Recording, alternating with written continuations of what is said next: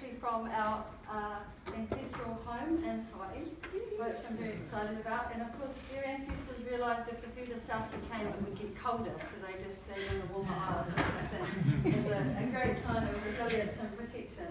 So it's with great honour that I introduce Yuho Ono and Amanda Mesa, who both come to us from Jetson at the University of Hawaii. Let's have a very quick quickie.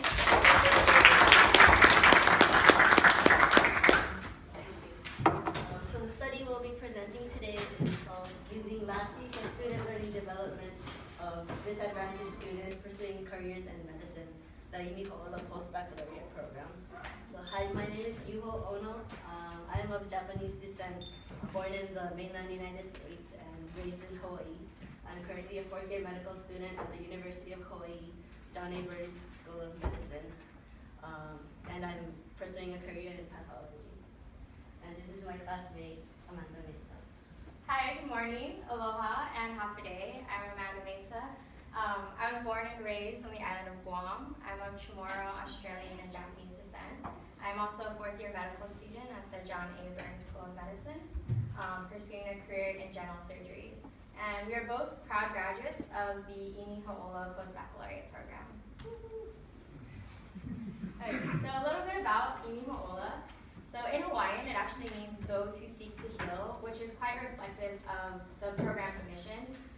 So it's really about improving healthcare in Hawaii and all the Pacific Basin. And it addresses those that come from disadvantaged, underrepresented, and indigenous backgrounds. So basically it takes 10 to 12 students every year, and then upon successful completion of this one-year program, they then are able to matriculate into this School of Medicine. A big part of the program is also about promoting diversity in medicine.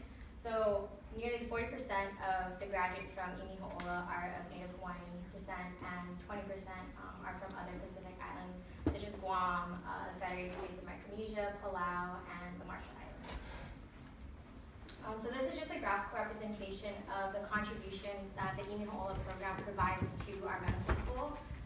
So about 38% of Native Hawaiians that are in the medical school come from the Imi Ho'ola program. So it provides a great path for Native Islanders to pursue careers in medicine. And then Chamorro, we make up 56% of all the students in the medical school. So the actual program is a 12-month curriculum, and it comprises of 3 phases. So the first phase is just like an orientation and assessment phase. The second is the post-baccalaureate enrichment, which is the kind of meat of the entire program. And then the phase 2, which is just a month-long pre-matriculation phase. So phase 1, this is just really kind of getting to know your classmates, getting to know the program, and orientation into the program. And the key component of this phase is developing individualized education plans using formative assessments. And then phase 2, like I said, is the meat. So it has 3 classes over a 10-month period. Medical biology and medical biochemistry are where you get the main science foundation of your learning.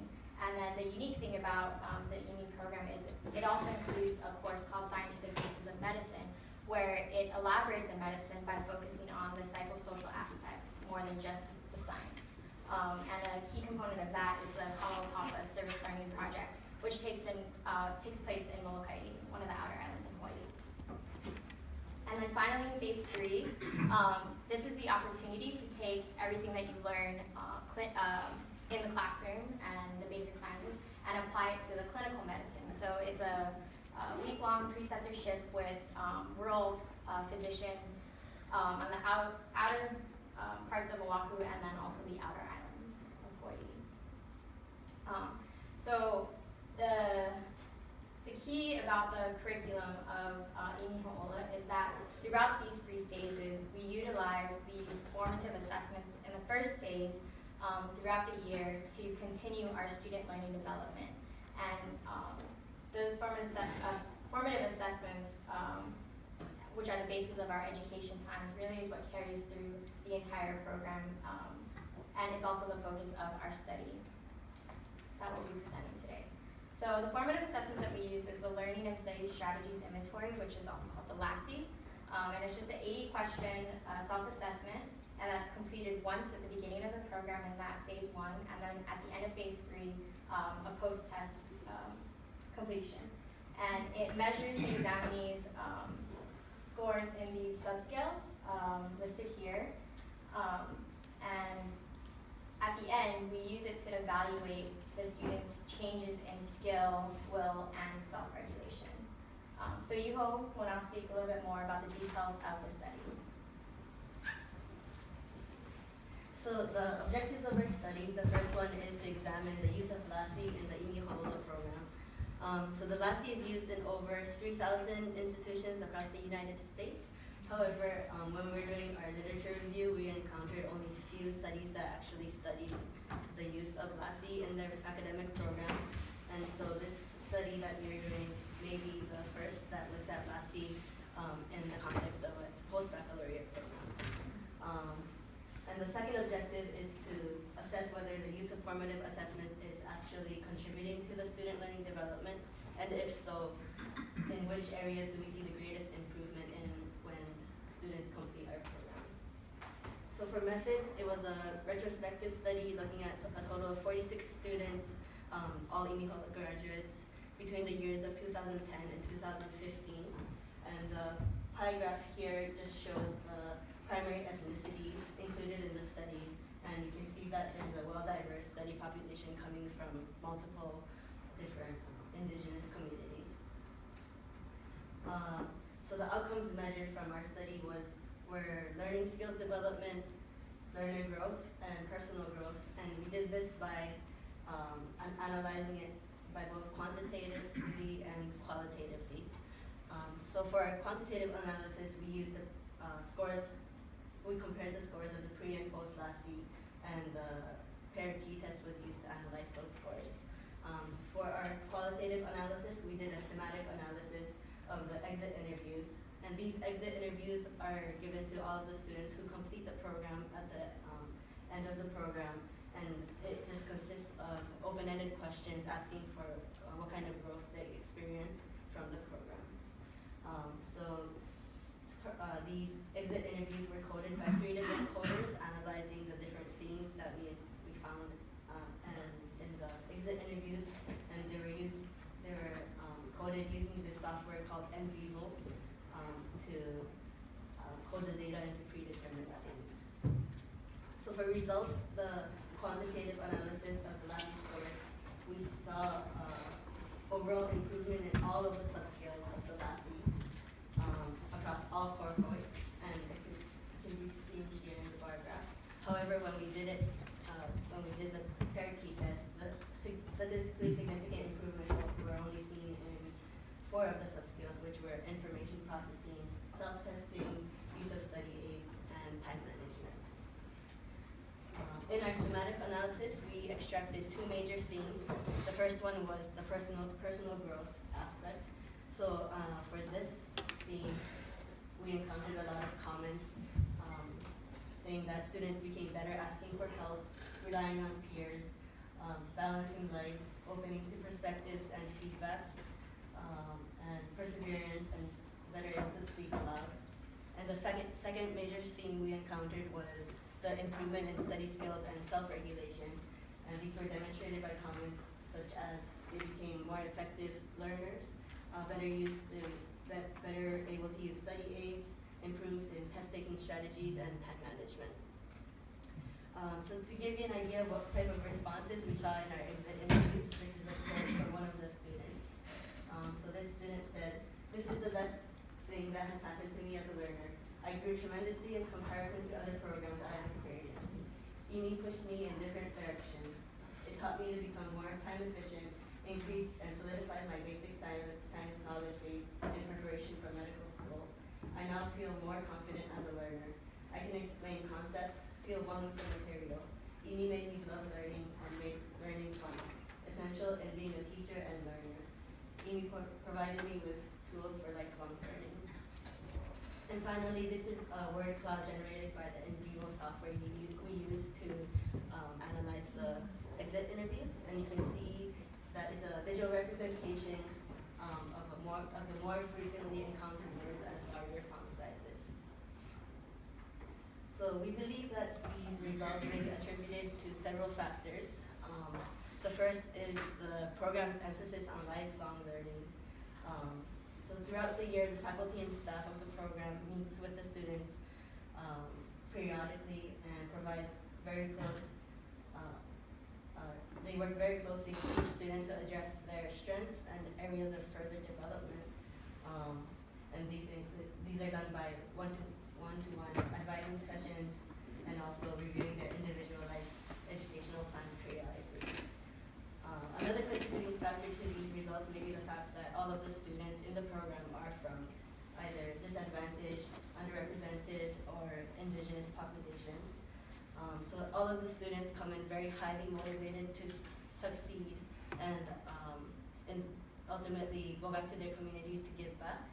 However, because of the limited resources encountered in many of these communities that they're from, they lack the prior opportunities to develop appropriate learning skills that are essential for their success.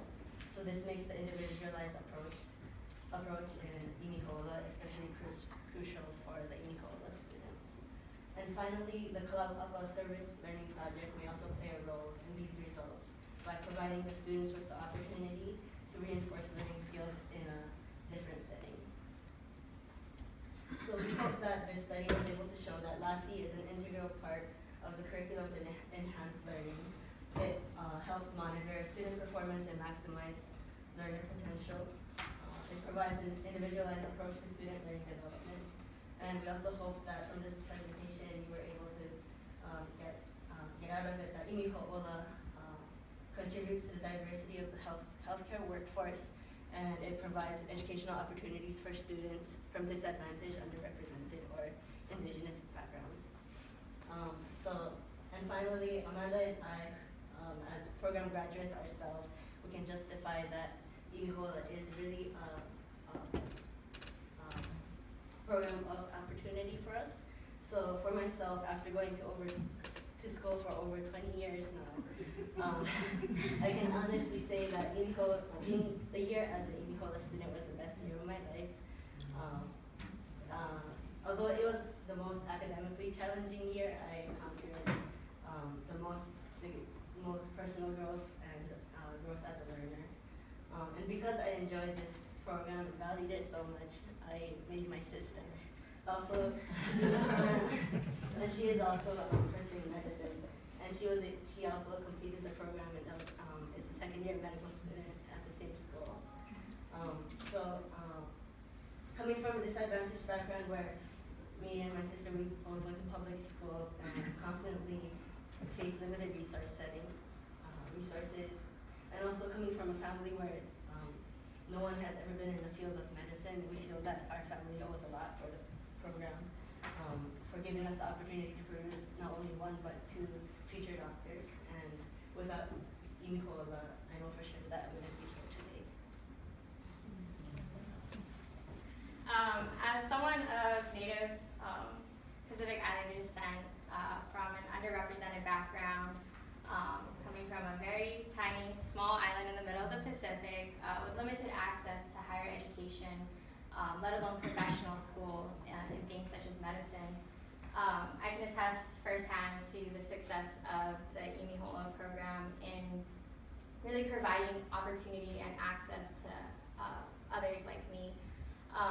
And it's through the unique program curricula that I think they're able to produce lifelong learners, effective teachers, and people that understand the importance of continuous growth.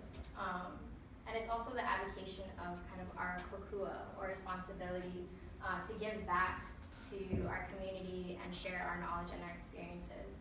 And words are not enough to express my gratitude for my participation in this program. And I mean that given the choice of just going straight through 4 years of medical school versus having to complete an additional year of intense, rigorous academic training, I would still do it the same way over again. Just because what this program teaches you about cultural competency and compassion in medicine and self-regulation is just so invaluable. And with the results of this study, I can confidently say that I speak on behalf of all Imi'o'ola graduates, past, present, and future, that Imi'o'ola really is opportunity. It's the opportunity to grow in life, in learning, and in medicine. And to use that to transform yourself and the environment around you. So, Gianna Mistakilu, from all of my mind, Gihina Soku, from the bottom of my heart, Dabu Sutsi Smasi. Thank you all very much.